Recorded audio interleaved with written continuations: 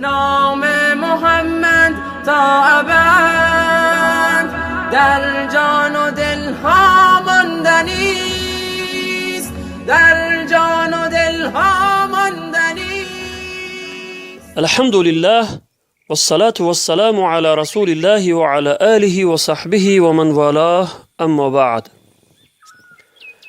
از حضرت نعمان بن بشیر رضی الله عنه روایت است که فرمودند پدرم بخشی از مالش را به من بخشید، یعنی هدیه کرد.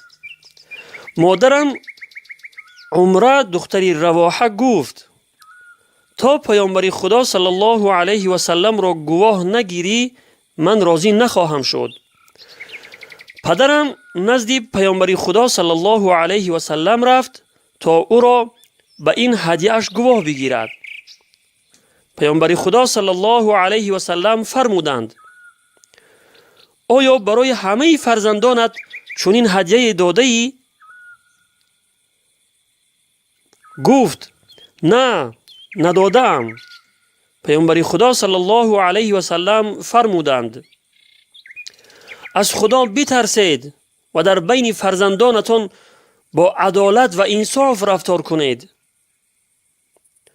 نعمان میگوید آنگاه پدرم برگشت و هدیه‌اش را پس گرفت. روایت بخاری و مسلم.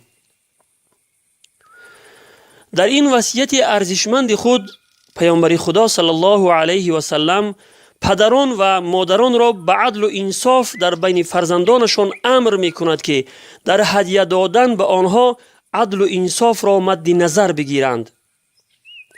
ولی متاسفانه امروزها مردم ما از این وصیت ارزشمند پیامبر خدا صلی الله علیه و سلم بیگانه شده اند و خیلی دور مانده اند و عدل و انصاف را در بین فرزندانشان گم کرده اند.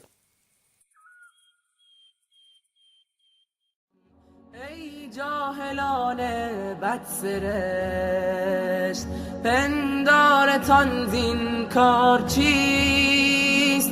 نام محمد تا ابد در جان و دل ها ماندنیست، در جان و دل ها ماندنیست.